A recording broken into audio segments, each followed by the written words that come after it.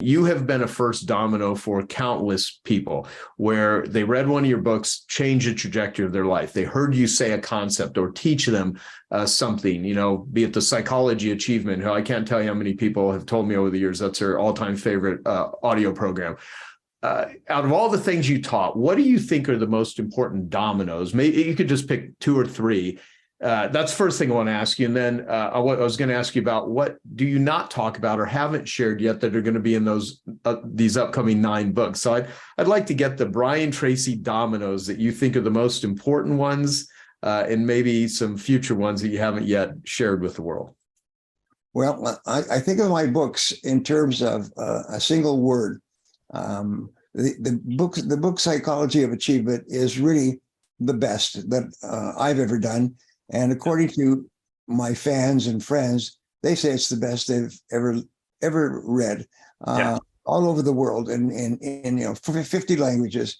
And I get emails every day. You changed my life. You changed my life. You changed my life. And I started off as a poor guy. I came from a working family. I failed out of high school. So I didn't start off with any blessings or anything else. I didn't have a great childhood. And so I consider it to be really a reward. It's a wonderful thing to have a positive effect on people's lives. And so I'm trying to think of what are the ideas one word that I'm going to be focusing on, which is really closely related to your book, and it's contribution.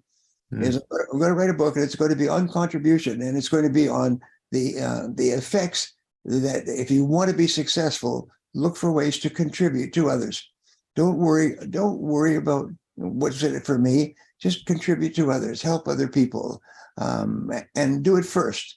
You don't have to expect or negotiate a return. So that's a word, and responsibility is another word that can be a whole book.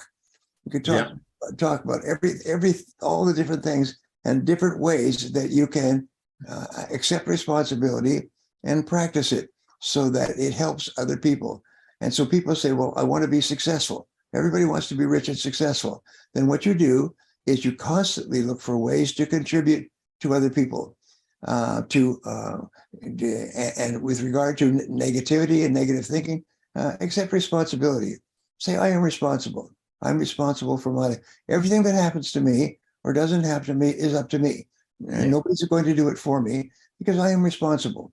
And so I think of a single concept, almost like a hard nut, and then all the different ways that you could apply it in your life, which makes it so simple and so easy to apply, and there's no cost to it, and you don't ask for any money. And where do I get these from? The same as you, is people have told you that when they heard this from you or read it from you, that it changed their life, it changed their thinking. They always thought accidentally that they should be doing it this way, and then they learned that no, that's not efficacious. It doesn't help them, and so they follow your advice and they do something different. Earl Nightingale, one of my favorite concepts from Earl's Lead the Field, was the whole idea of service. Yeah. And he talks about service comes from the Greek, the Italian servus, which is from serving, from service. Mm-hmm. So therefore, what you do is you constantly look for ways to serve other people and serve them better and serve them faster and serve them earlier and serve them sooner, and keep asking them, what do they need from me more than anything else? And that's that's summarized in the title of this book. And you know, just by looking at the title, that this is going to be a good ride, as they say in the West. It's going to give them ideas that they can use to really improve their lives. And go ahead. Sorry. Yeah, constantly look for ways to give, look for ways to put in. What can I do for it? I remember when I was young and struggling and coming up, and I was working for I call him the big boss. When he died, unfortunately, he was worth $750 million. And he started off a small family. He became a doctor, then he became a surgeon. And he worked his way up, and he found he had a flair for business. And so he was well paid as a doctor. And then he continued invested his income in other things. and he became one of the fourth richest man in Canada. And he was a doctor. I called him the Doc. People called him the Doc, and he was a great man. He was just a great man, very quiet, very humble, just a good man. And so I think, well, what a wonderful reputation for a person to have. And there's never a person in his life who said anything but good things about him. And I still to this day, so in the back of your mind, I think, what would the Doc do? What would the Doc say? I remember one thing he said to me several times, because he would use me sort of like a falcon, would toss the bird out to go after the game. He would give me a project. People would bring him projects starting with hundreds of thousands, going up to many, many millions of dollars. And he would say, Brian, check this out for me and see if it's something that we want to get involved with. And one of the things he told me, which I keep reminding myself of, is that it's easy to get into something. It's much harder to get out. Yeah, so true. Time to do your thinking is before you get committed too deeply. And I teach that to other people. But the other thing I do is I practice this with my children. My children, of course, my staff. Here's an interesting thing. People always say to me when they come to my office, the first thing they notice is laughter. When my company reached its peak, we had about 35 people, and then of course we had COVID and a whole bunch of other things, and we cut back. And but people came to our office and they would hear laughter. People laugh together. If we would hire somebody, we'd only hire somebody that we liked, and we'd only hire people that everybody else liked. And if they didn't laugh, if they didn't contribute to a really positive environment, then we just let them go. Not angry, no anything else, but just a happy environment. And we're one of the most productive and most profitable businesses of our kind. I developed millions and millions of dollars worth of real estate, not only my own, but the real estate of my clients and my bosses. And so I worked with a lot of people, and they're all happy. That was a good thing. And they look back at those times as one of the best jobs they ever had. And they said that to me, one of the best jobs I ever had was working for you, because everybody's happy. And that's a good thing to aim at. No, that's really important. I mean, I write about this in my book, where you can often look at couples and you can engage the value of most relationships by how often they laugh together.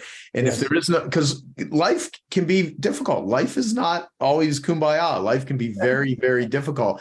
And laughter brings, so for instance, the first chapter of my book, What's in It for Them, is be a pain detective. And what I have learned, and a lot of this comes from my own journey in recovery, right, is that one of the best ways to bond with someone is to identify where they have pain and struggle and suffering in their life and remove it, eliminate it, or at least bring some relief to it. And when someone's dying, or they've got a terminal illness, or they're really in the depth of addiction or depression, oftentimes the best thing you can do is just be a companion to them. You may not be able to fix the situation. You may not be able to dispense advice, but you can at least be there with them.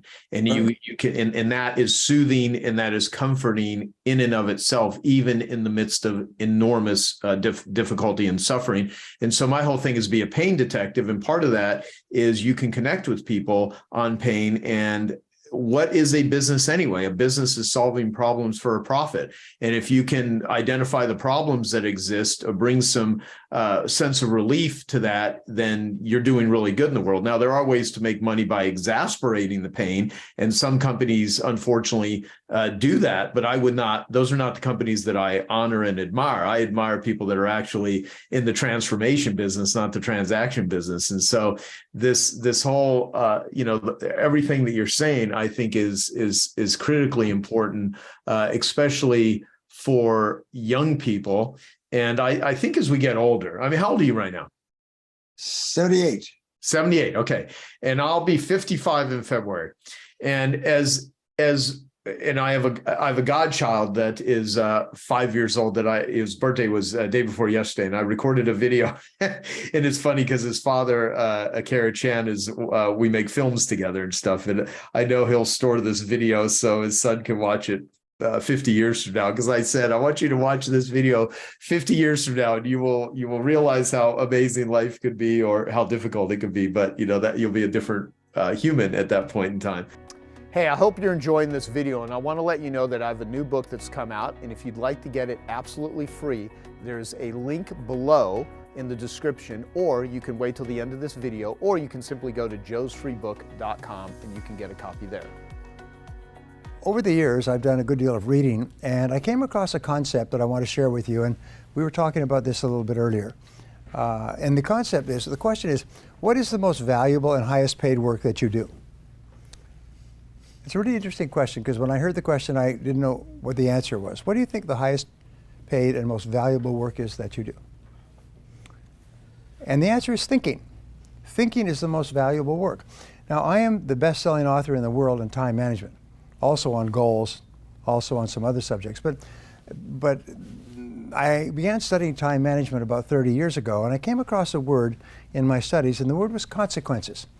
And what it basically said is that something is important if it has big potential consequences, and something is unimportant if it has low or no potential consequences. Number one reason for success is people focus on things that have high potential consequences. Number one reason for failure is people focus on things that have low or no potential consequences. Exactly what Joe was saying earlier, the famous Drucker quote, very worst use of time is to work intently on something that need not be done at all. And one of the things that is holding back entrepreneurs, business owners, it's killing them, by the way, and it's wiping out an entire generation, is this obsession with technology. I see people that are walking with their phone. It's almost like drug addicts that are mainline. They cannot stop staring at their screen. They cannot stop pushing their buttons. I hate to say that there were people in this room that had that problem, but the fact is that this obsession with looking at the screen and staying connected is killing people, because it stops them from focusing. You cannot focus if you are distracted like an attention deficit disorder dog. So you're constantly ringing and responding to bells, almost like a crazy person in a toy factory. And so just as a quick aside, if thinking is the most important thing you do, because of the consequences of thinking determine the entire quality of your life, then the quality of your thinking determines the quality of your life. And so the more time that you spend thinking and thinking well and thinking clearly, the more successful you are. Over the years, I've worked with some very powerful people, billionaires and multi-billionaires, people who are on the Forbes 400 list repeatedly, over and over. And I've had a chance to be with them during crises, and at times where something was happening that was serious. It was a major problem. And I noticed that they all had one quality in common, is they all went calm. It's just, they went calm. People around them were angry and upset and worried about what happened and who did it and so on, and they would just go calm, almost like a pond would go calm. And they knew, and I learned later, I didn't know why this was, I admired it, but I didn't know why it was, is that when your mind is calm, your entire cerebellum, the thinking and deciding brain, functions at its highest level, like turning up all the lights on a dimmer switch. It's functioning like a Christmas tree. But when you get upset and angry, what happens is your thinking reverts to your limbic or emotional system, and your ability to think clearly diminishes dramatically, and you make a lot of mistakes. That's why when you are facing a difficult situation, you have to use every skill, trick, game, whatever it is, stay calm. And that's why they teach you to meditate. And they find that meditators in business are far more successful because they can automatically trigger their mind into the calm of meditation when they're facing a crisis. It enables them to think with greater clarity. Now, a couple of years ago, a man named Daniel Kahneman, a very fine man from reading him, who had won a Nobel Prize in psychology and neuroscience, wrote a book called Thinking Fast and Slow. And this book, it was a very esoteric book, and I don't recommend that you read it. It's 500 pages of hard slogging. I will give you the essence of, I do the reading, pass it on. I will give you the essence of the book. He said that there are two types of thinking. There's fast thinking and slow thinking. Fast thinking is intuitive, it's instinctive, it's automatic, it's reactionary. I think of it very much as how you would drive through busy traffic. You're not giving a lot of thought, you're just interacting. He said the other type of thinking is slow thinking. And slow thinking is where you just slow down the thinking and take time to think through issues. Now, if an issue has little or no consequences, then you can think quickly. You know, what do you have for lunch? What do you pick up on your plate from the buffet? Where do you park your car? These are the consequences of these decisions are almost non-existent. But if it's a major issue, then you say, wait a minute, this requires slow thinking. Here is his contention that made the book a bestseller, is that the biggest problem that people have is that where they should use slow thinking, they use fast thinking. And entrepreneurs are extremely guilty of that, is we make important decisions that have long potential consequences, including affecting the lives of people and costing money and even leading to the bankruptcy of a business. We make those decisions with fast thinking when in reality we should be making them with slow thinking. Now, I'm a great Drucker fan, as many people are, and Mike was saying something about hiring the right people, and hiring the right people to work with you is very important. And the biggest mistakes you make is hiring fast. You hire people quickly. The best decisions you make are where you really take your time to hire slowly. And Peter Drucker said that fast people decisions are invariably wrong people decisions. Hiring an important person for an important job has tremendous potential consequences. So therefore, you need to take a long time.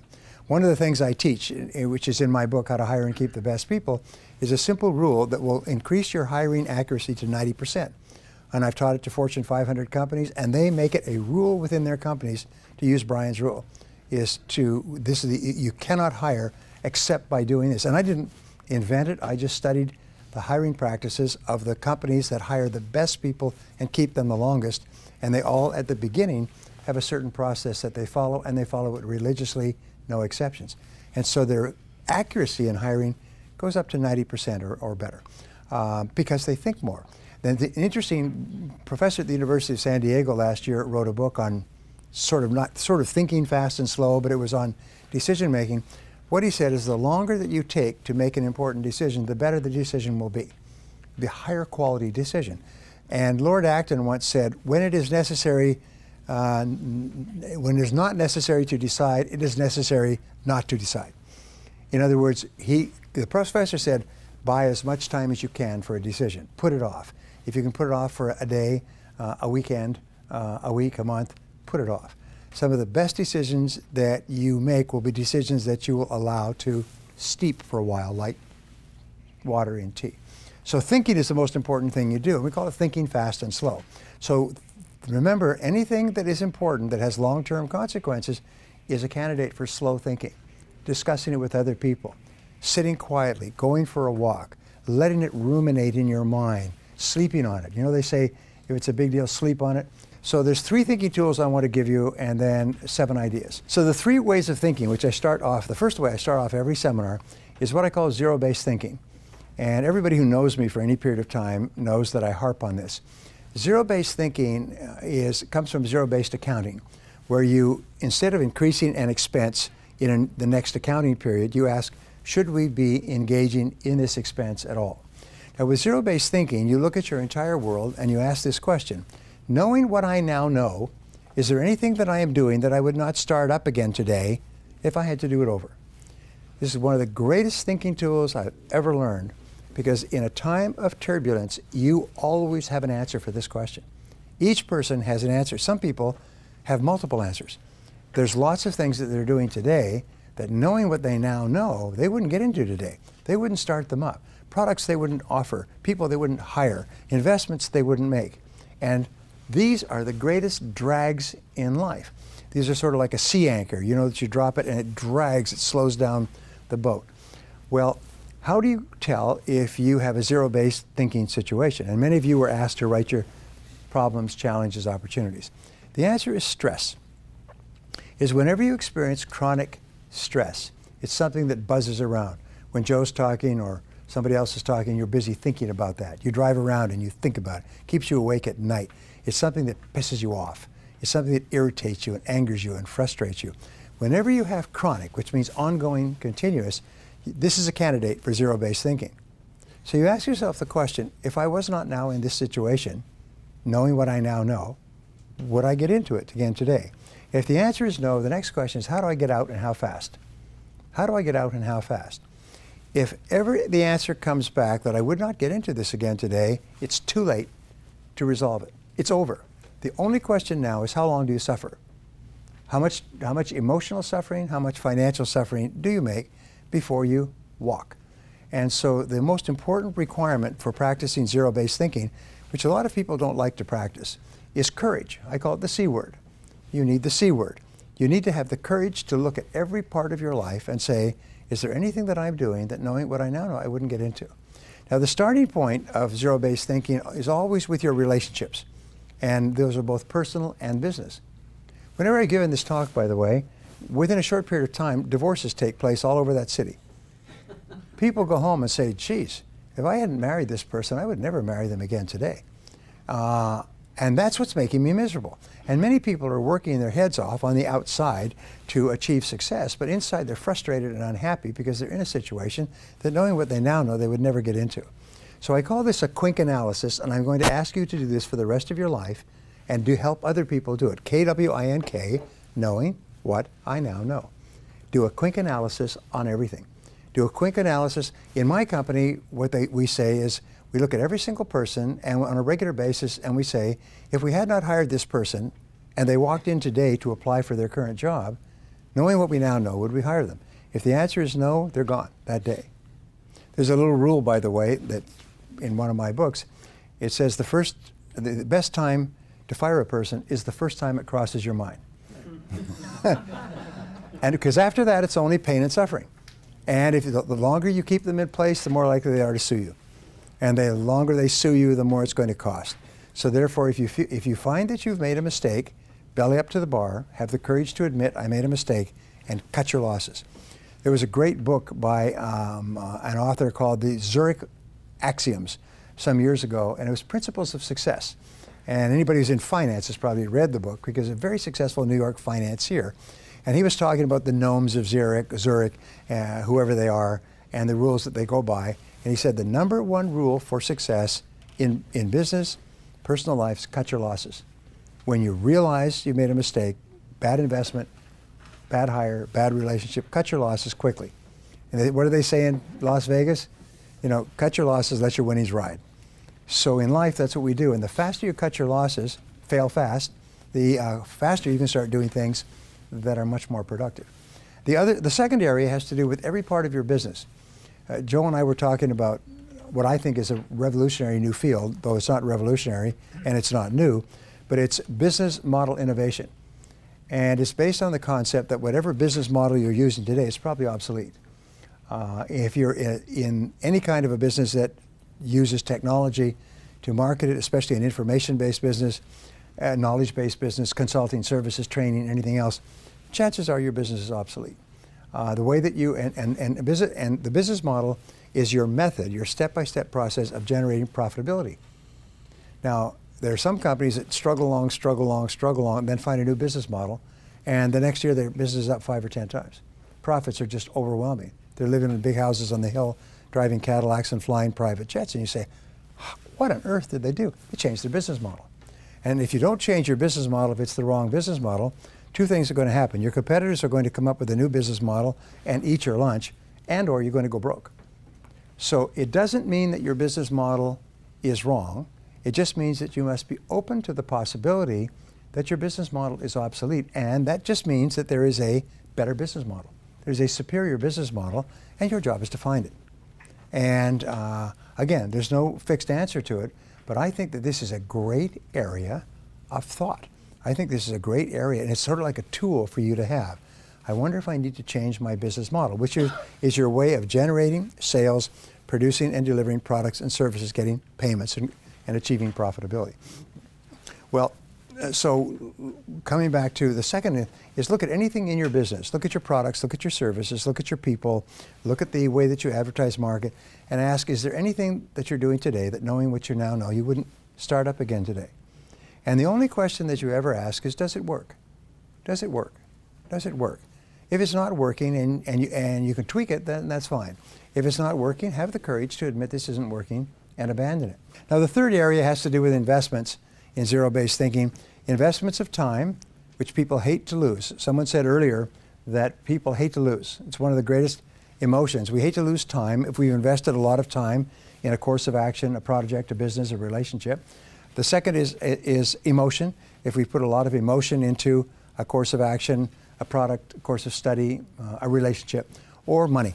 We hate to admit that we made a mistake and that what seemed like a good idea at the time has turned out not to be a good idea, and knowing what I now know, I wouldn't get into it. And have the courage to cut your losses and run. Now, the reason I teach this first is because you can't make any progress unless you clear the decks, unless you get this 800-pound gorilla that's holding you back out of your life. And then many companies that I've worked with literally transformed, became multi-million-dollar companies when everybody said, all right, we're going to go through and do a quick analysis on this whole company and realize that half the things that we're doing and half the people working here are not the right people for us at this time. And half the products that we're offering aren't selling and never will. They've been replaced by better, cheaper, faster products in the marketplace, so cut your losses. What happens when a big company gets into trouble? They bring in a quick analysis man, and he comes in with a chainsaw, and he shuts down all the factories and all the stores that are not profitable, and the company goes from profits to losses in 1 year. Anyway, the second thinking tool that I teach people is WPO thinking, which is worst possible outcome. In everything that you're doing, always ask yourself, what is the worst possible outcome of this course of action? And can I survive it if it were to occur?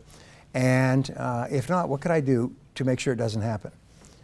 One of the number one reasons that we worry about anything in life is because of fear. And when you ask yourself, what is the worst thing that could happen in this particular situation? And then if you can say, all right, if that happens, I'll live with it. Then your worry goes away and your mind goes clear and calm. And now you say, now what can I do to make sure that the worst does not happen? And then you become proactive and you take charge of your life. The third thinking tool, I hope I'm not going too fast for you. The third thinking tool is called the principle of constraints. And it's one of the most important thinking tools ever discovered. It says between you and anything that you want to accomplish, there's always a constraint, a limiting factor, or a choke point that sets the speed at which you accomplish your goal. So I was just doing a teleconference a few minutes ago. So the question I said is, let's always set the goal of doubling our income. You want to double your income. Okay, want to double your income. Then why isn't your income already twice as high? Now in business, we don't think of doubling our income, we think of doubling our profitability. What we're concerned with is net cash flow. We're concerned with the amount that we take home to our family at the end of the day. Not the gross, but the triple net. So we say, if I want to earn twice as much, and everybody in here can and will earn 2, 3, 4, 5 times as much sometime in the future. If I want to earn twice as much, why aren't I already earning twice as much? And the number one reason for most people is distraction. So they're so distracted, they're doing things of low or no consequences.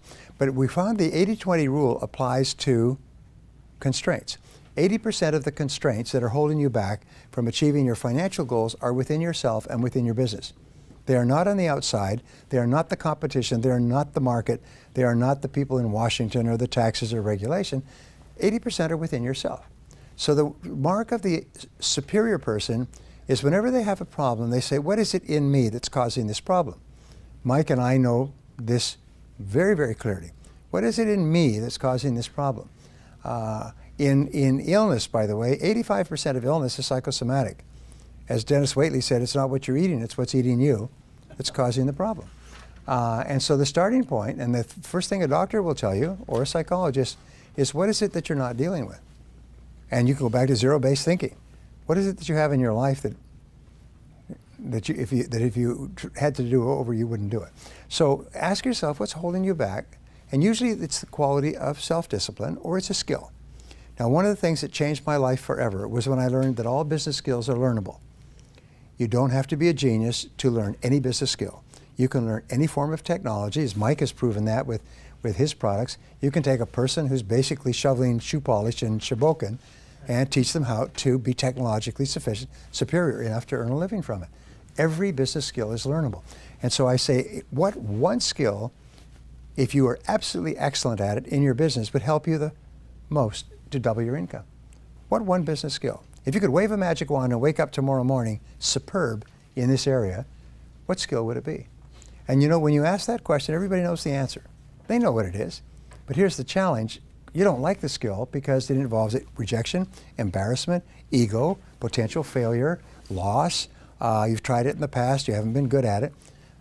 But nobody asked you what would be an easy skill to learn. They just asked you what skill would help you the most to double your income. And here's what we have found is that most of us are only one skill away from doubling our income. And all business skills are learnable. And if you study the people who go from the top to the bottom in the Fortune 500 or Fortune 1000, they found in 25 years of research, these people learn one skill at a time. Like climbing the ladder of success and the ladder of income, like sniper, one shot, one kill.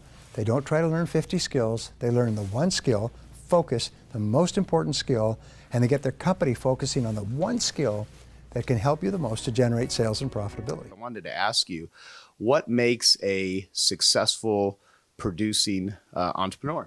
And I'll let Marie do the honors. Gosh, what makes a successful entrepreneur? I'm not sure that that somebody will know that they're an entrepreneur from the beginning. I think they will have a desire to make a difference to other people's lives, and they'll see that that something's frustrating them. There's a gap in the markets. They feel they can do it better themselves, and they'll try to fill that gap in the market, and that's and then they almost become an entrepreneur by by default. I don't think you can sort of set out to become an entrepreneur. I think you've got to set out to make a difference to other people's lives. Gotcha. Well, what are the business principles that have stood out for you that just have worked really well for Virgin and for even building any sort of organization or cause? Well, again, I don't necessarily think of them as business principles. I think the word, I think the word business, it becomes a business. But what you're doing is you're painting a picture. You're trying to you're trying to create something to make a difference to other people's lives.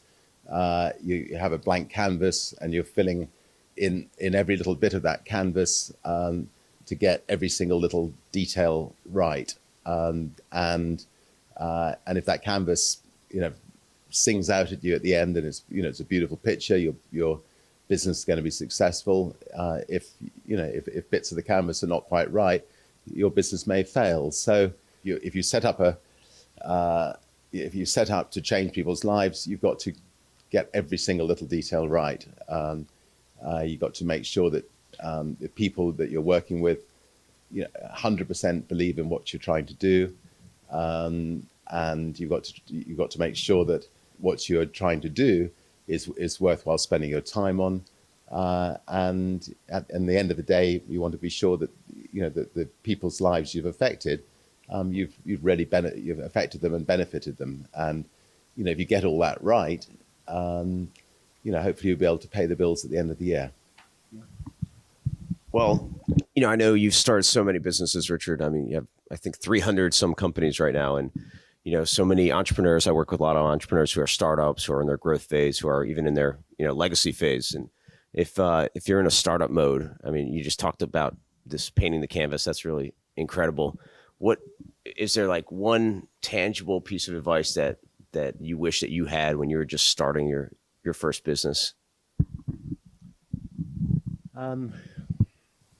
I mean, the absolute key, and I'm like an old stuck gramophone record that existed in my day, is how good you are with people, and if you genuinely care about people, if you can surround yourself with people that genuinely excited about what you're doing, if you can draw out the best in people, if you're good at lavishing praise on people and not criticizing your people, and inspiring your people, that's something you just have to do from day one.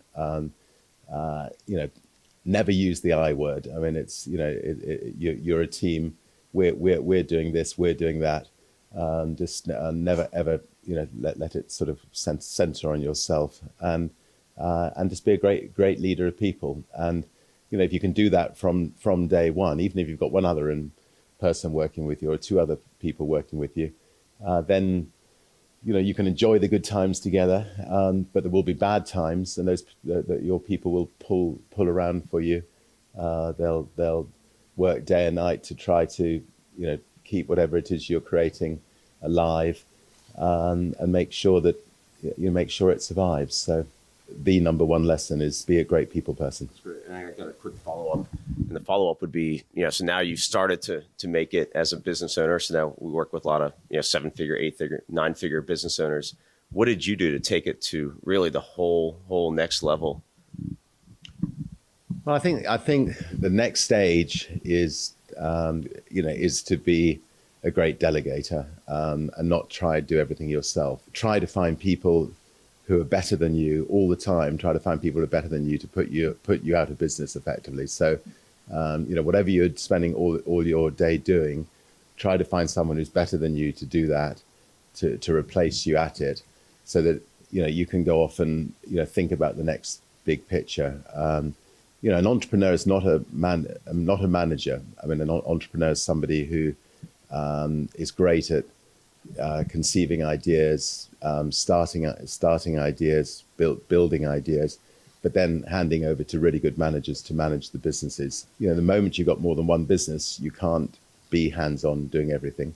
If on the other hand you are, you're not really a great entrepreneur, but you're a really good manager, then fine, just immerse yourself in the business. Worry about every detail. Don't worry about having to move on to other businesses. So it slightly depends on what kind of person you are. In a strange way, Steve Jobs was more a manager than an entrepreneur. I mean, it sounds slightly strange to say that because, but I mean, he was somebody that, focused on almost specifically on one subject matter. Immersed himself in that business. He second guessed everybody with everything. No bit of artwork could go out without his approval. And he built a formidable business, but pretty specific business in one area. And, it worked very well for him. But if you want to be a true entrepreneur and, build a lot of different businesses, you've got to be a great delegator. Give us a bit of history of about you. Have you always been driven to succeed? And I know that you and your mom mortgaged your house for $100 grand to start FUBU in the beginning. So Yeah. talk about that. Talk about have I always been driven to succeed, or the mortgaging of the home? Yeah, well, both. Well, I've always been driven to succeed. I've always been driven to create some form of an income, but the income was really the afterthought of creating some form of an idea that was executed from beginning to end. So, I opened my first business when I was 6 years old. It was in the first grade. Mm-hmm. I would, the boys when they liked girls in the first grade, they would kick them. They'd pull their hair. So I saw a way to make a profit off of this, and I would go and I would find pencils and I would scrape the paint off the pencils, and I would paint the names of the prettiest girls in school on the pencils, and then I would say, don't kick her, I would sell the pencils to them to then give to the girls. And that was going pretty well. Actually, the girls, because women are so vain, they bought all the pencils of their own names, but I was making a lot of money. And then my principal made me close the business after like 1 month, I think, because he didn't have any vision. He found out that I was stealing the pencils from the guys I hated in school as well, so my cost of goods was zero. Right.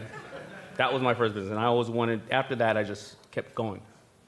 It's funny if people that are willing to admit it, there's always kind of a little criminal background in many successful entrepreneurs. Absolutely. Yeah, until you kind of learn integrity, or at least learn that once you know how to do things, you can actually, it's more sustainable. Yeah. So borrowing money to mortgage the house, doing that sort of stuff, I mean, did it almost not work?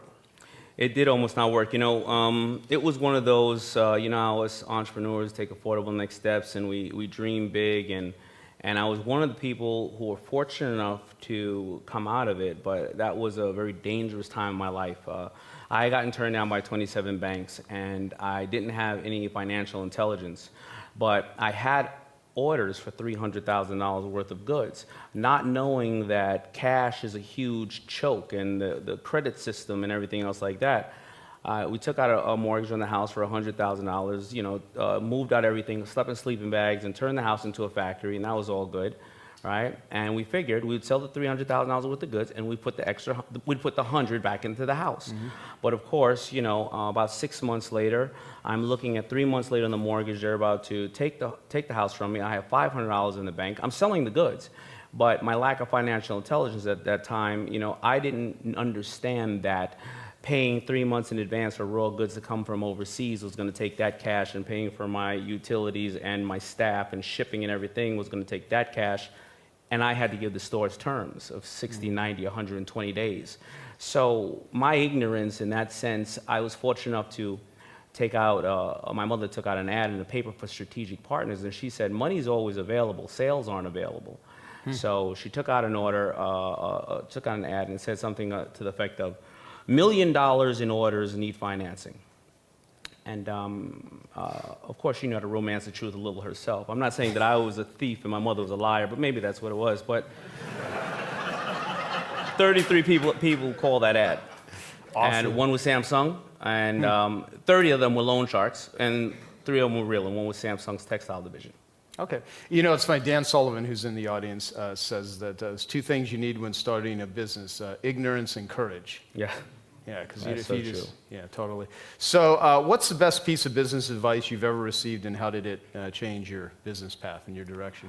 I think it was, well, I received a couple of them. First, the first one was somebody said, don't spend all your money, kid, because it's really, really hard to make money, and it's 10 times harder to keep it. I think that was one of them. And I think the other one was, you know, it's all about the numbers. There's only 2 ways to do business: increase sales or decrease costs. That's it. And don't do anything because it's an ego play. Increase, you know, sales or decrease costs. That's it. And those things probably have been the ones, and everybody else knows all the other ones. Of course, do what you love. Of course, do your research and everything else, but the room knows that already.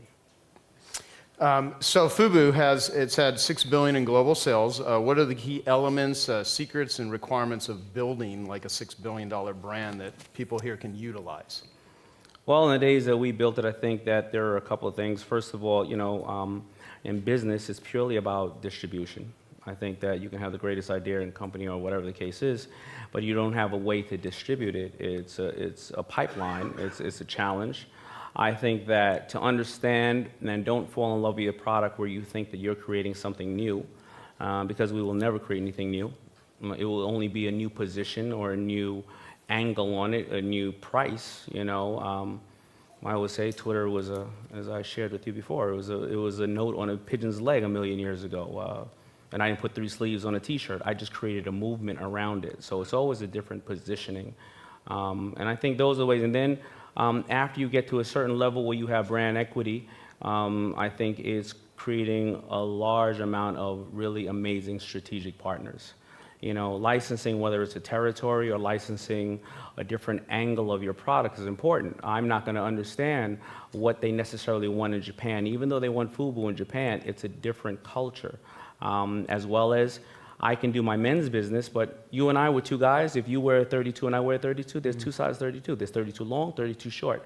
If I sell a pair of 7 or a pair of 8 jeans to a female, there's 17 sizes because the thighs are too big, the butt's too this, it gaps over here. So I would license that business to an expert in that area because I don't have a lifetime to learn the ladies' business as well. So I think that strategic partners are very valuable. Okay, so your friend Kevin Harrington was here earlier, and he was talking about Shark Tank, and he said that Kevin O'Leary, Mr. Wonderful, was a far better and more intelligent negotiator than you. I don't know your thoughts on that. He didn't say that. I'm totally kidding. I would say I should have just let that go. No, I knew that. But Kevin's a great guy, and I'm actually representing him in speaking, and I would absolutely make sure he doesn't get any more gigs after that. Yeah, yes. If you were to get in a fight, a physical fist fight with Kevin O'Leary, you think you could take him? With Kevin O'Leary or Kevin Harrington? Kevin O'Leary. Well, both, actually. It'd be interesting to like celebrity death match. Well, so Kevin O'Leary I could take. Kevin Harrington will crack my head to the white meat. It's just, one day, I think he's like 100 years old, but one day we all did push-ups on the set, and I think I was on my 19th, and he was on his like 107th. No, he's a maniac. He is. There's a problem. He came to Necker Island, and he was like in one of those sumo suits and everything, and I swear to God, he was like knocking everyone down. It was bizarre. You know, if you've ever been in his office, he does not have chairs in his office. He's too neurotic for He just chairs. has a table right there and a bunch of crap all around. Yeah. Can I get a timer up here too, so I know where we're at? What are the little talked about factors that most successful people wouldn't want to publicly share that drive growth and success? Well, anybody that's really successful, such as yourself, such as Jay Abraham, and the people in this room that I respect, have always shared every single aspect of success. That's probably one of the things that you end up forgetting to share, is that the opportunity to give somebody this knowledge only comes back to you. But I think other things that people don't share in success is, I really wouldn't know. Honestly, I don't come from that model. Any and everything that I can share in success, I will. So I don't want to take up time trying to think of something. Okay. Well, you have to be all hurtful about it. Just kidding. All right. Hey, I love the whole 10-minute thing. You know what? Because I was thinking over here, all of us as public speakers, if you gave me 10 minutes, I would be uncomfortable, right? And I'd ramble through it. But you know what? I would have been uncomfortable, and it would have tested me. So I want to stay on even though I got 30. I like that idea. Yeah. Okay. In 2009, you joined Shark Tank. How have your investments worked out on the show? And if a business owner, these are the questions I have. Doing over $1 million a year, was going to invest their wealth, what would you recommend they look at, analyze, and try to do? So, all right. So in the investments on the show, I want to make this quick. So the first three years, I think I lost $750 the first year, $500 the second, and I think I made it all. I lost about $200 the third, and I made it all back in the fourth year off of one deal called Jamba Juice, Talbot Teas. We sold to Jamba Juice. Here's the reasoning. People really didn't know what Shark Tank was at first, so the deal flow was poor. Second of all, the producers are really producers. So in the first season of vetting people, whatever people said was whatever people said, and the producers didn't know any better. After sitting on set for 3 years, watching 150 people per year pitch in 2-hour pitches, the producers became more savvy towards this. So the deal flow became much better, and the closing ratio went from only closing 30% to now we close approximately 95%. Also, the sharks themselves have become very astute. We've all put the right resources around us after making those mistakes. So I didn't make anything up until that point, and then only one deal itself paid for everything, and now we have found ways to convert sales, and I've had a licensing division, everything else. Taking that and going into the model of having $1 million, you want to know where should somebody invest that? yeah, like if they were going to invest the wealth, what would you recommend they look at, analyze deals, and try to do? So we're not talking about going to public markets or anything. We're talking about looking at venture that's out there in the market and angel, things of that nature, correct? Yeah. Tell you the truth, if it was me, first of all, I would invest in what I'm seeing is a large shift in business where many people in this room are doing this already in regards to online curriculums and things of that nature.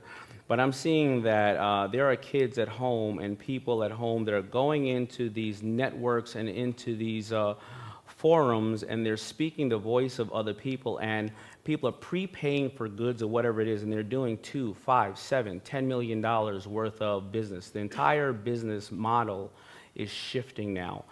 So they always say retail is messed up or bad, or let's say my business is $20 billion. It's not that it's not a $20 billion business no more. It's just that these big guys like us aren't doing it. It's 10,000 kids doing $1 million out of their home. So that is how business is shifting, and it's about social media, and it's about continuity and transparency. You read a lot? I read a lot, but I don't get to read a large amount because I'm dyslexic. So reading a lot means 3 pages to me, but it may take 2 years, and usually the 3 pages are one of Jay Abraham's emails. That is actually funny. With every adjective, every noun. So I'm reading that, then I gotta go to the dictionary, then I gotta read that, go back to the dictionary. What the hell did he say? What? No, I mean, he has the most expansive vocabulary of any human being I've ever met. Yeah, he's like the Muslim guys that come out of jail when we're kids, and they just start saying everything because they studied the dictionary every day. No, I always let Jay's talk about engineer reciprocity and stuff like that. Amazing, but that's why he's my mentor. Yeah.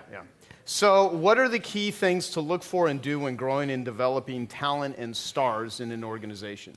Good idea. I mean, when I speak, I can only speak off of my experiences and what's worked best for me, so people can't object. What I've learned about in talent is, first of all, I don't pay a high price for talent coming aboard. I want people who are willing to bust their butt and prove themselves, and I think we both then are a little uncomfortable. And this is how that I structure it with anybody in my company. Number one, you have an obligation to the team that you must do, and this is in your silo. Is if you are able to contribute to part of the team, there is some form of compensation, a percentage or whatever the case is.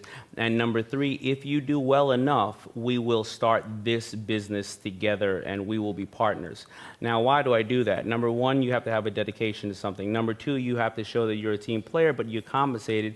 And number three is great people are very hard to keep, and sooner or later they will either leave and be your competition, or they will just leave, or they will be such a large cost.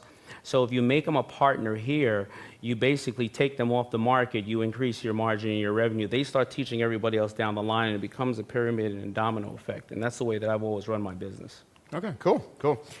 So this is always a complex one. How do you manage your time, and what's the biggest time management lesson you could share with super busy entrepreneurs, which is most people here? That is going to be the biggest challenge ever. And I am, I think that I'm in a room full of, people just like myself. And I've been having an enormously hard time with that this past year about time management. And that's the biggest struggle I think we all have, because you have the time management challenge of, first of all, being with the ones you love, because that's why we work. You have the time management challenge of staying up with your health. And then you have the time management challenge of not going out and putting out fires, but starting fires, so learning the new way that things are shifting. And time management is very, very hard. So my basic practice, as much as I can, has been to put the work out and get the things out of the way daily that needs to be done immediately. I have a goal-setting process to keep me on schedule. And those have been the biggest challenge. I'm having a big challenge with it now. I was just sharing that with you. Mm-hmm. And where I think the biggest challenge I have is, well, if you don't create a solid form of communication, I've noticed the 20-40-60 rule is getting worse every day. No matter what I say to my team, if they say to somebody else, 20% is gone. They say to somebody else, 40% is gone. By the time you know it, you are adding on 2, 3, 4 hours to your day of fixing things you said and you thought it was done. And the two aspects, the problem is this. Am I going to talk to somebody like a child and say, do this, or am I going to fire them if they do something wrong, or am I doing something wrong? And it's just, it is a big challenge. Mm-hmm. And I know somebody in here probably has a book or a curriculum. I can fix that, and we'll talk to me later about that. So. Okay, so what do you see as the biggest opportunity right now in the marketplace that you may not want to fully share, but you just know there's huge opportunity for entrepreneurs who can take advantage of it, that would be worth 10 times the 10,000 to 25,000 people invested to be in this room? I think that, and I don't mind sharing, I think that there are influencers and people all around the world right now that have become pseudo-celebrities. And I think that we are going back to the days of the proprietor. You feel like you're dealing directly with the proprietor. No longer is there three forms of separation between you and something you're consuming. You can consume something from a proprietor. And I think that the days that I grew up of needing the rappers and the artists to wear something and talk to the manager and do this and that, and then needing the TV to air it, I think is a different time now, where there are kids in the middle of Australia sitting there on Instagram with 10 million followers, but they're not moving anything but content. And then if you have something else, whether it's a pen, a jacket, a book, a cup, or something like that, and you brand it to that kid, and the average is 0.5% or 1%, go ahead and converts, you can sell something every single week. And if you end up creating an infrastructure where you have 5, 10, 15, 20, 30 of those kids, you can create a total movement.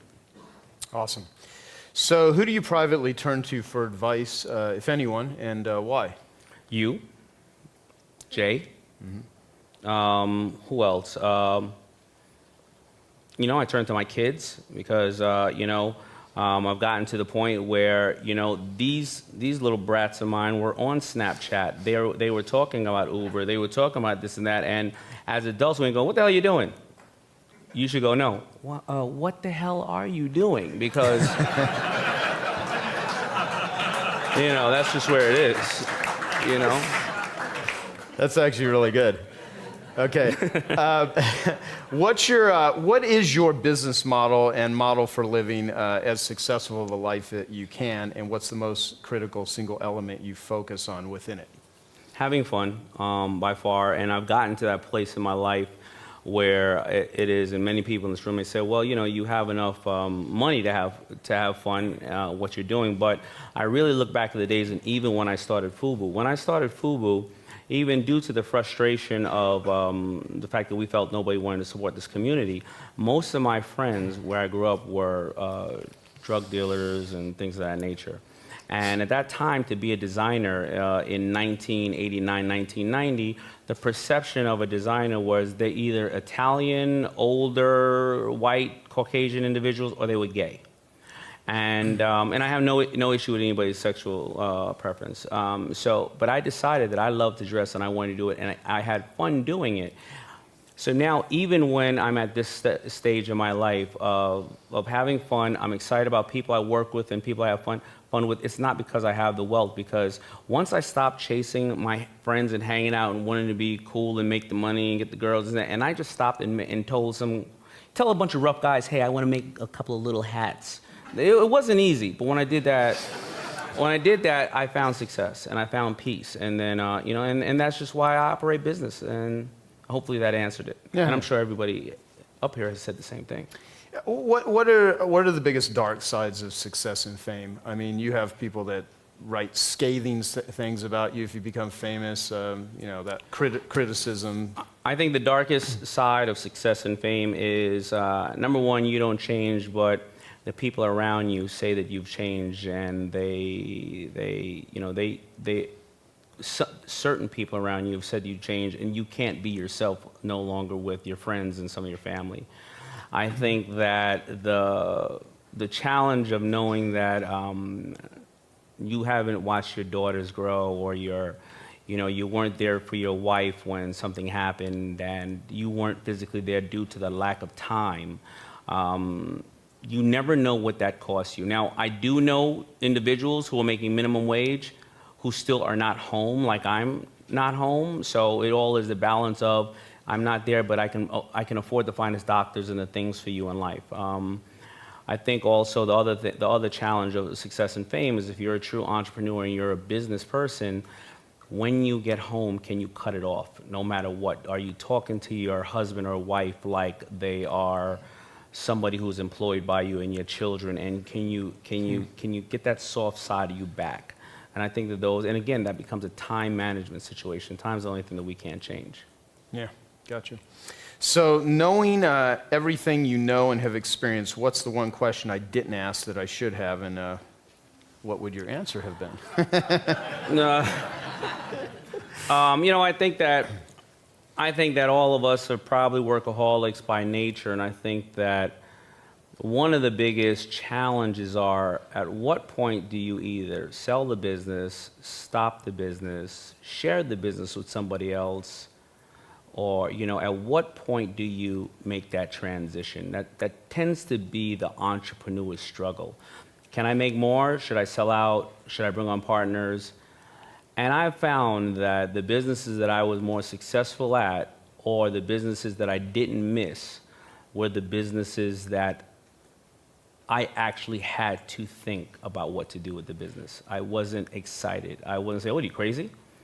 You know, we love sharing information, and, you know, you said to me, "Come on out here and hang out," and I said, "All right," and then it turned into me speaking, and then it turned into a bunch of other stuff, and I was happy. If it was about something else, you know, if I had to think, man, do I want to do this? I should stop doing that altogether. So it's just that pivotal moment of, when do we pivot and use what we have to still be successful? Because I've learned in my time, in my life, that people thought I was a designer. I'm not a designer. I'm a distributor and a manufacturer. So I don't love designing. I love the art of distributing, manufacturing, and branding. And a lot of times we get stuck in the area of, no, we're supposed to do this, and this is our business. That may not be your business. You know? Yeah. Yeah.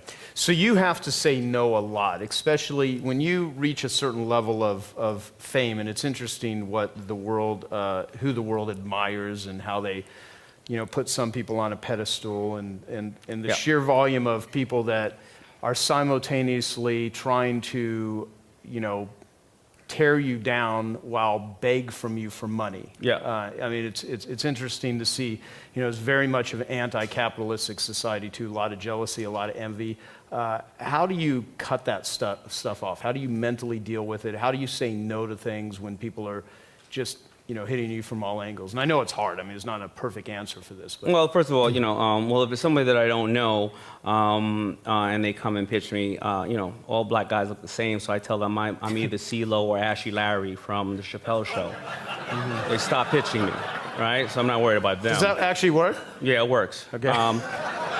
The challenge is the ones you do know. The issue is I've learned to become very comfortable with my gut, and the first couple of years of success and money, I've handed out a lot of money, and I lost a lot of friends and never got it back. So I'm very, I'm very quick to say, hey, this is what I believe in.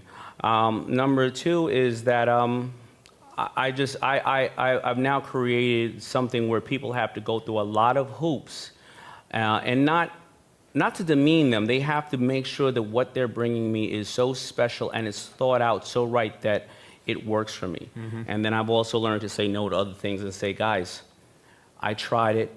I lost money. I don't know that area. No, yes, you do. Trust me, I don't know. I've just learned to not become, not drown in opportunity and think I know everything. I know a very specific area, and I try to stay there. Lee, how would you define marketing, and why do you love marketing?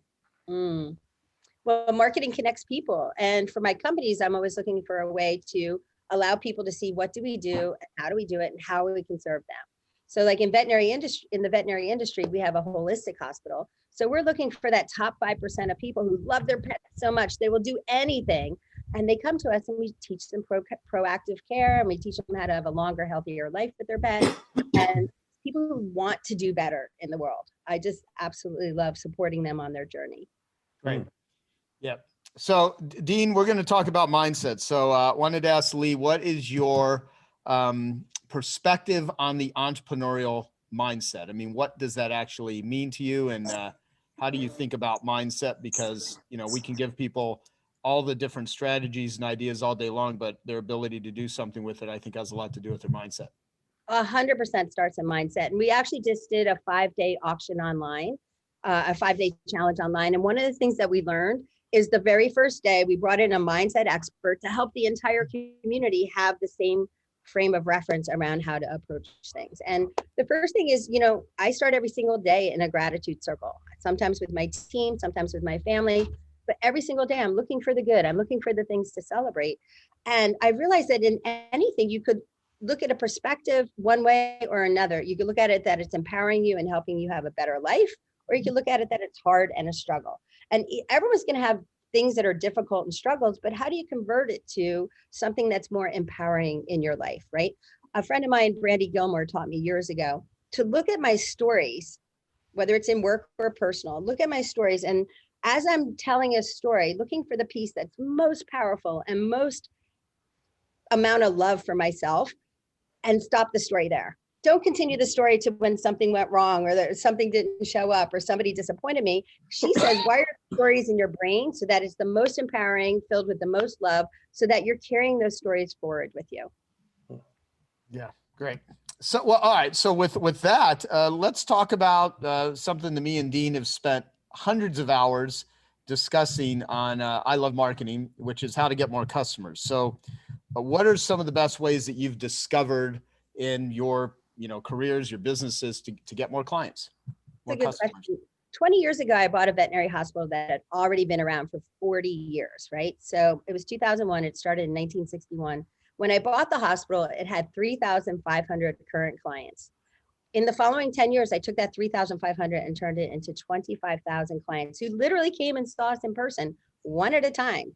And what I learned is it really is consistent action every day. Every single day, we had different ways that we reached out. And in the center of my mind map, it says attracting new clients. And then we had 13 different ways they could find us, right? We had a mind map, 13 days, 13 ways. And the reason it's 13 ways is because there's 13 weeks in a quarter. And every week we deep dive on one of them. One might be networking, one might be JVs, one might be social media. Doesn't mean we ignore the other ones, but each week we deep dive on one and get really crystal clear on our plan for that quarter. And then we repeat it the next quarter. But it started with the mind map I wrote maybe 20, 25 years ago, and I still use that foundation. But in 2008, when the market crashed and veterinary hospitals were empty, they had hallowed halls, they were taking clients and making them part-time employees. We were bursting at the seams. And the group was wondering, like, how did we always have more clients coming in, even in a down market?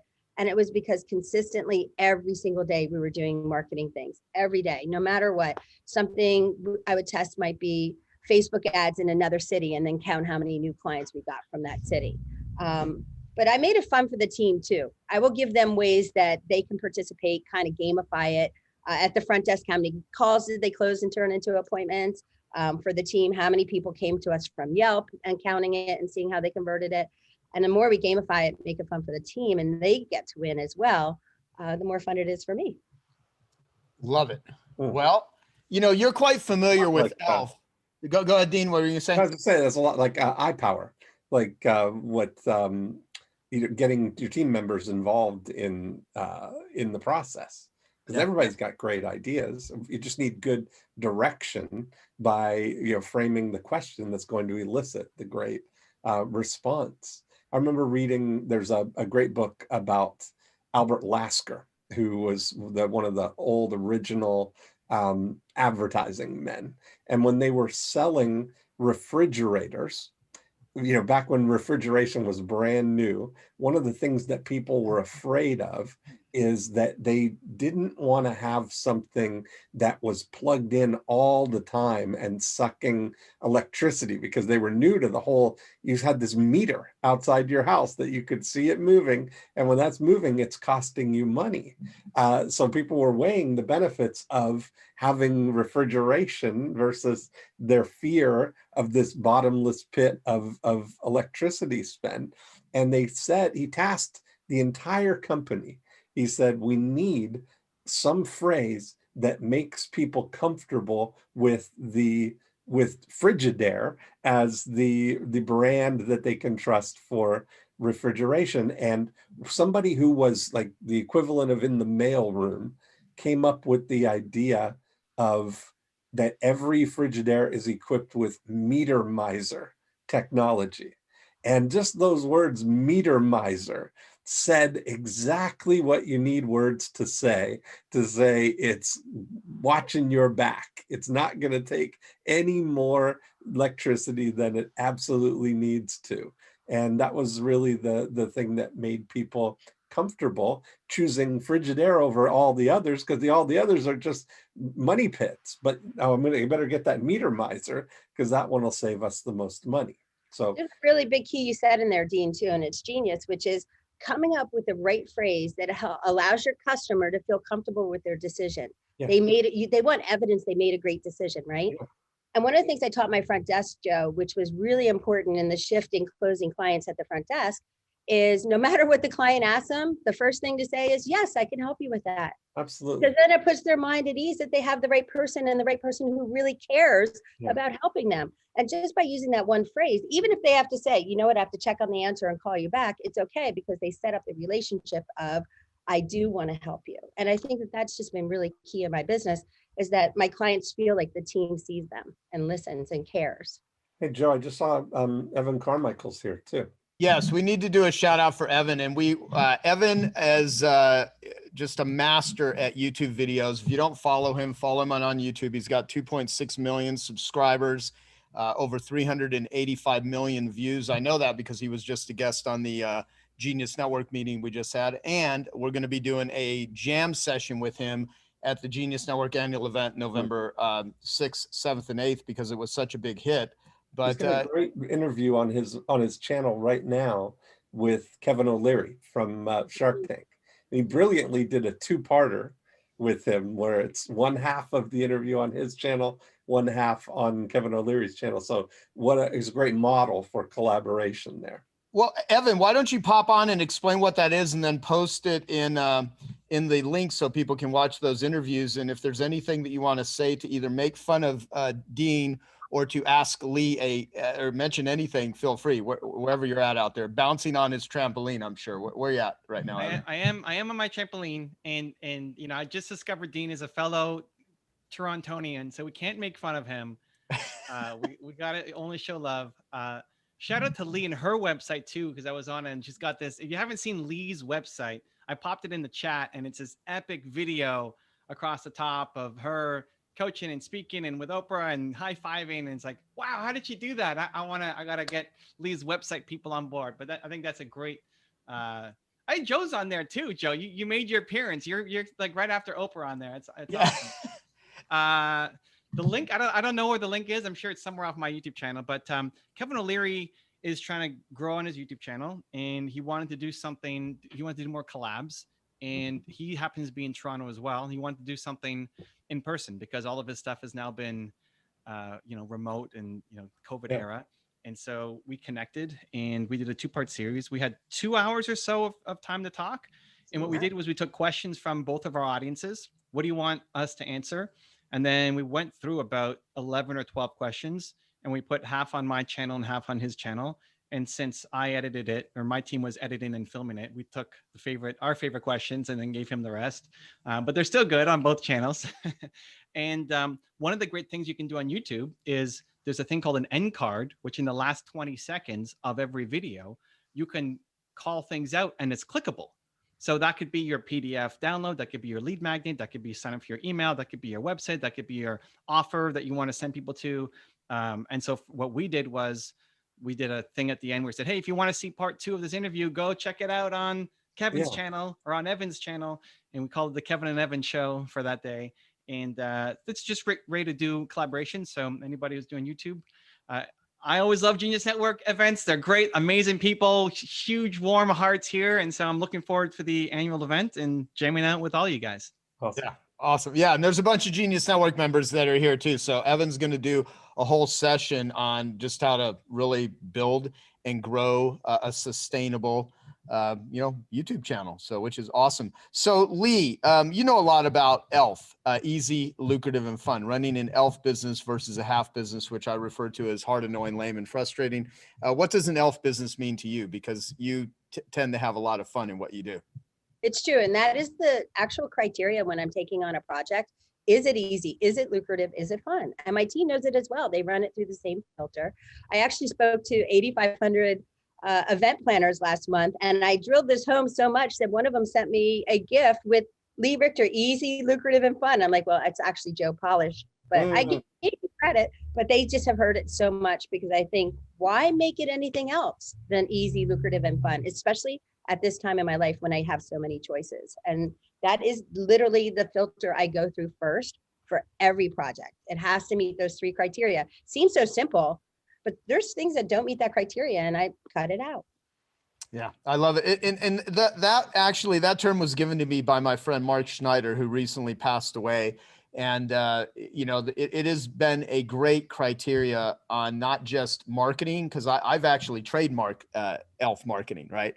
And so if you do use it, you have to give me credit, because or else we're gonna just sue you. Really? No, I'm kidding.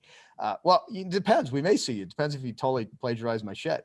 But I love the term ELF, and I recommend using it as a criteria. Use it as a process, and it's helped me.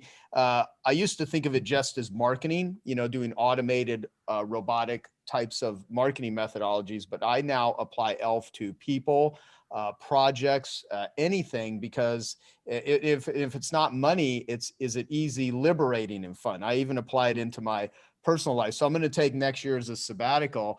And so there's going to be a lot of things that need to be just ELF for me that aren't money related, but they're, it has to be liberating. So I highly encourage it as a filter, because the Genius Network members, we have a tool called ELF versus half, where they list what are the people and the projects and things in their life that are ELF, and what are the things that are hard, annoying, lame, and frustrating, and really take a look at, how do you eliminate the half and how do you get to the ELF? So one thing I have this question I wrote down here, and then I'm going to ask Jeff Madoff to ask you a question about PR. how can people utilize tough times, as many people in the world have been going through incredibly difficult times with the pandemic? How can people utilize tough times as a springboard for greater success? And what does that word that gets thrown around a lot, success, mean to you? Well, success is that I have freedom of time and I can make choices on how to spend that time. That's what money buys me, is freedom of choice, period. That's how I see it.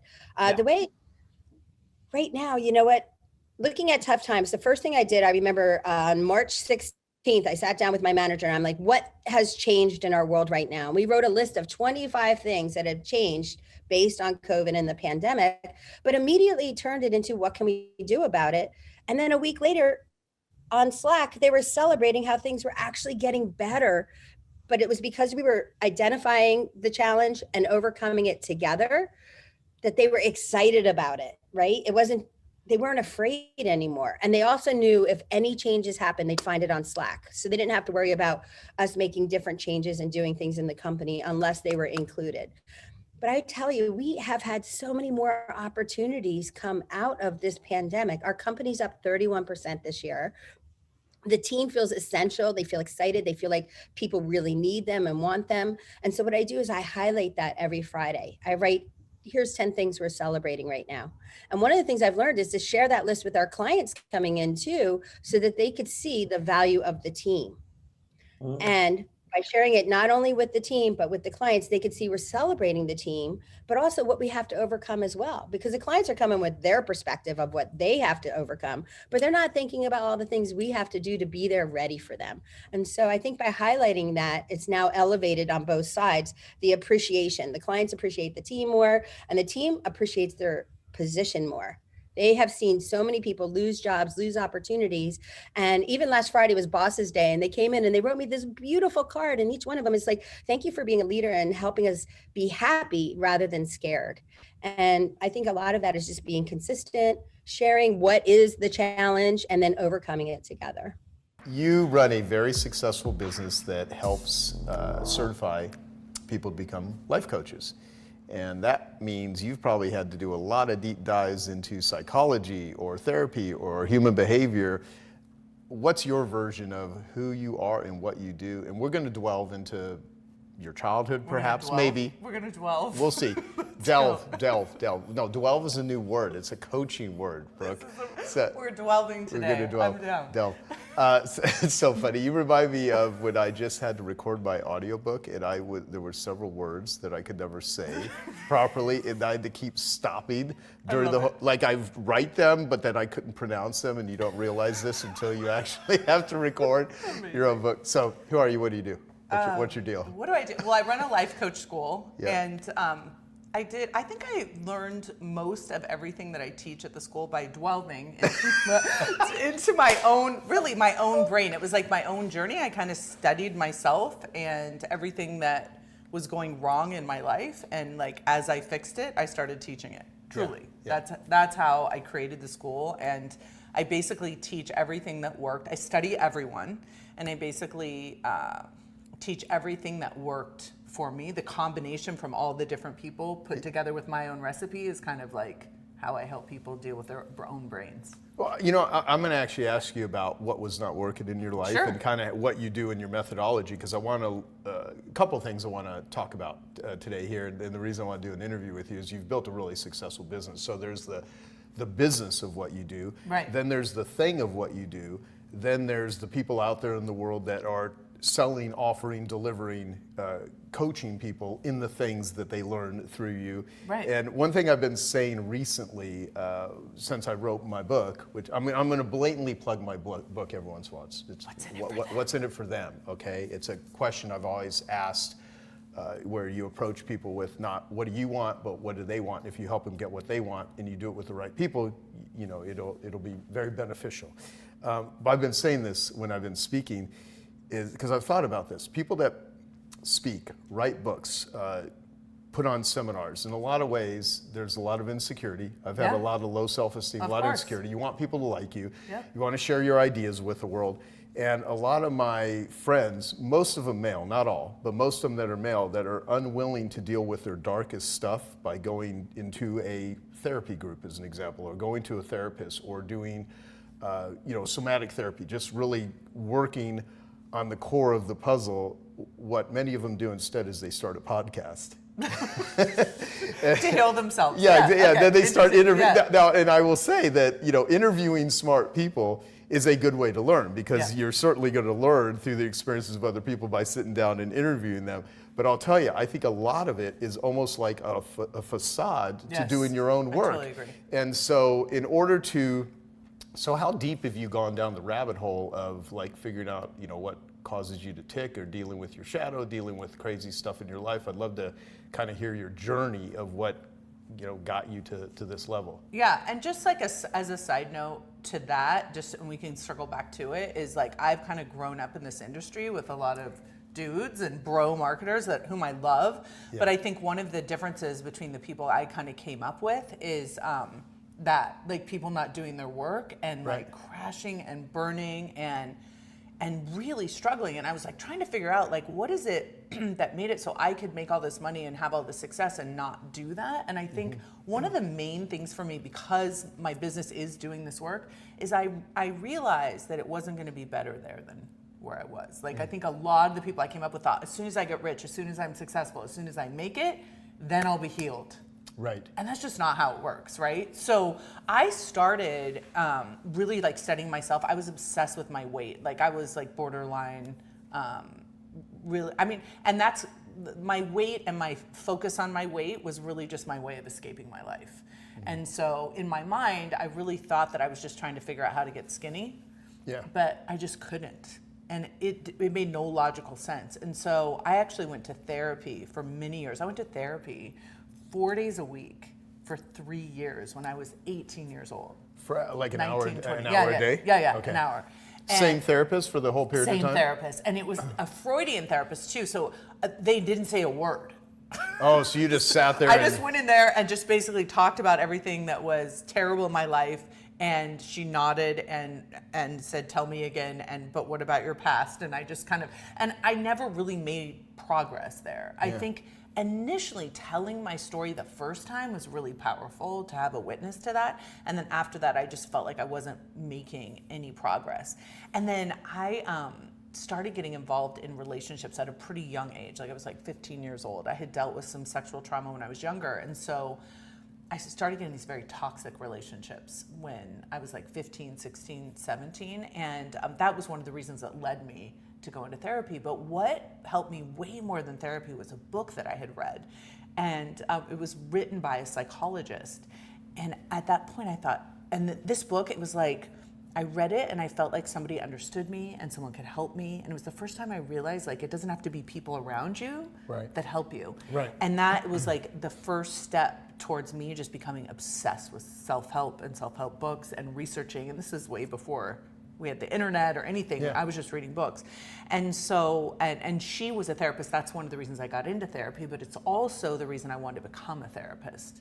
And so I went to school thinking I wanted to become a therapist. And I went to Santa Clara and studied psychology and thought, I'm going to sit in an office and be a therapist. But what I studied in school to be a therapist was nothing like what I wanted to do. I was studying all abnormal, non-functioning issues, that you're dealing with when you are a therapist. So I was like, this is depressing and awful and terrible. And I graduated from college and decided to go work for Hewlett Packard. There you go. Wow. As a procurement specialist, so it was random. Yeah. So what period of time was that when you were kind of exploring that before you're like, this is not working for me, I'm going to go do something else? I mean, how much time did you put into the education, in the contemplation about? So I went all 4 years of college, my whole undergrad of doing that. And then even a year after that, I was still, trying to figure out how I could, and becoming a therapist is a long process, right? How I could do it in a way that would work for me, and I just couldn't. And I needed to get a job. Yeah. So I just went and got a job in corporate America. And it was so random that I ended up doing that, but I'm so glad that I did, right? There's so many things I learned about life in terms of making money and being in corporate America, and now I have a perspective that I wouldn't have had otherwise. But fast forward a couple years, I saw an Oprah episode and meantime, I'm obsessed with self-help, reading every self-help book, We trying like to going to figure a lot out- of seminars too, like seminar junkie. Everything, yeah, like Tony Robbins, like all of it. I wanted to know everything there was to know about figuring out, because what happened with the weight loss is I figured out it wasn't just a physical thing. Like I was eating emotionally and I couldn't understand my emotions and I didn't know how to deal with them and I didn't know how to not escape with food, and like trying to figure all of that out to me was fascinating. Yeah. But it was also torturous the whole time. It was like an addiction, right? So like the whole time, like trying to solve that, I remember thinking like, if I figure this out, I'm going to teach it. I'm going to teach the solution that will work for me. And so, but then I was watching Oprah one day and I saw a life coach on there and I was like, what is a life coach? I didn't even know that existed. And then immediately when I found out what it was, I'm like, that's what I want to be. Wow. And okay. I went for a weekend certification, And boom. became a life coach. That was Gotcha, it. Yeah. Gotcha. Well, can I go back to when you were saying about when you were going to therapy? Yeah. You spent 3 years and you didn't feel like you were making any progress. Right. So there was a psychiatrist who never prescribed medications during the time he was a psychiatrist. Famous guy. People that are older would maybe know him. Younger people probably have no idea. But his name was William Glasser. Okay. And he was a very famous psychiatrist. And in 1968, he wrote a book called Reality Therapy. And basically, I met him at a conference years later, same time I met who was the father of self-esteem, Dr. Nathaniel Branden, who ended up becoming a dear friend.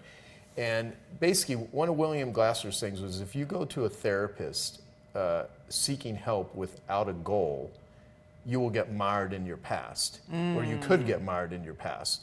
And so did that therapist ever say, Brooke, how would you No. know you're winning?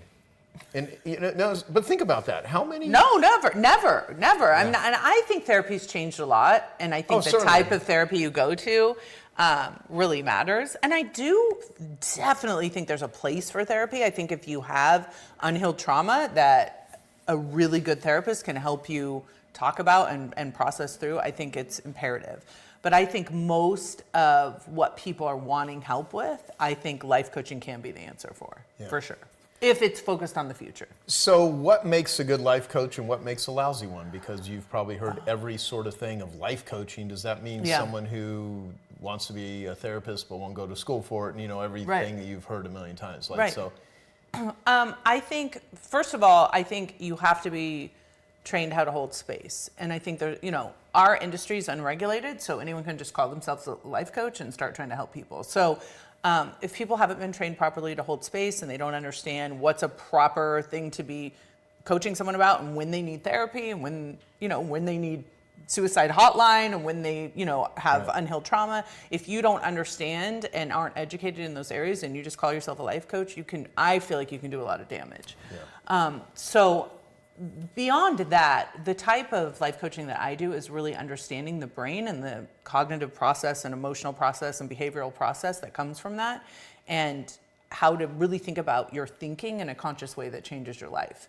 And a lot of life coaching out there is focused much more on advice giving and trying to hold adults accountable like their children. Right. And I personally don't find that to be an effective approach if the approach is to help the client, let them go on and be more empowered in their own life. Gotcha. And I feel like there's a lot of life coaching that's trying to create a dependency situation where I'll become your life coach for life, literally, and I'll hold you accountable, and you can check in with me and I'll let you know if you're doing life right. And so I don't do any kind of life coaching like that. I really try and teach a cognitive model that our coaches can use with their clients to help our clients understand their own brains, and then move on from life coaching. And then, come back and check in, but not as a daily thing that they're going to need to be dependent on. It's not like the chiropractor that wants you come 3 times a week to No. snap and crack. No. Okay. So the term hold space, what, I mean, many of and I got to say this just to make fun of my crystal gripping Moon Crew friends. Please. Let's hold space. What does that even mean? Like, how does one know when they're holding space? Right. I really do feel like it's something that you need to practice and get feedback on. Because the way that we define it is you're creating a space where you're non-judgmental at all. right? And that means positive or negative. And it means when your client comes to you, you're not having an opinion about what they should or shouldn't do, or an opinion about what's happening in their life, which is very challenging for humans to do, because our brains are like determined to judge everything, and to not give advice. And so when you're holding space, you're questioning in a way that helps the client find their own answer, instead of having an agenda or guiding them towards what you think they should do with their life. And so we call it, a lot of times what happens is we're taught as friends to be empathetic and to kind of like, you know, commiserate and to be on the client's side. And once you do that, you've lost all, I feel like you've lost all your ability to hold space and be a coach that can really help the client find their own answer, which you have no idea what your client should do. Yes. But you have an idea of what you think your client should do, but you actually don't know. And so that is the most challenging thing, I think, for most life coaches to learn. And most of them don't learn it well, that if you know, they don't go to our school. You know, how long does someone need to go through the training? Describe your program. So our training is 6 months. Some people come in and their ability to hold space is extraordinary. Right away, they understand the concept and they're able to do it really quickly. And we have a lot of people that take a lot longer. And we will not certify anyone that can't do it properly. So, I mean, it depends on the person. But I would say that the entire 6 months, the mistakes that most people are making are holding space. Mistakes, because what happens is a client will present with a problem and you'll immediately agree with what the client is saying about the problem, instead of being able to stay back and just see how they're creating their own problem with their own mind. Right? And so instead of like helping the client, like, look, hey, this is how you created this, they're in the circumstance of the problem, trying to solve it, trying to have the coach, trying to have an opinion about it. And that's just not effective. Even if you come up with a solution for your client, once they execute it, however it ends up, they're going to be holding you responsible, not themselves. Yeah. Right? So it's it's totally ineffective, I think. So is responsibility one of the main things that you want the coaches to deliver to the client? Yes. Meaning when people go to, there's many things they're probably looking for, but what are some of what happens when someone has an effective life coach? What does that do to help the person start being able to more effectively fashion their own future, quit making? It's such a good question. Yeah, it's so well asked. So what happens when a client comes through? Most clients come to us believing that the world is happening to them, right? Yep. That they have this terrible mother-in-law and they have this terrible boss and this awful situation, and then their childhood and all these things are affecting their life that they have no control over. And what they learn when they come through and be coaches, they realize that they don't have control maybe over their circumstances, but they have control over everything else, their thoughts, their feelings, their actions. That is the majority of the rest of their life. And when we can help them see, like, this is a circumstance, but it's affecting you this way because of the way that you're thinking about it, and we can show them that over and over and over again, they finally understand how much agency they really do have in their life, no matter how terrible their circumstances are. So we teach them that circumstances are all neutral. Everything that happens to your life is neutral until you have a thought about it. Until you add your consciousness to it, then you are making a judgment and having a thought and then making it mean something and giving it maybe way more power than it actually has. And when people start seeing that, they start feeling so much more empowered. They stop trying to control other people. They stop trying to have other people take responsibility for their feelings, right? Because if you're my mate and you're responsible for how I feel, I'm going to be miserable. Right. Because you can't provide me with the emotions that I want.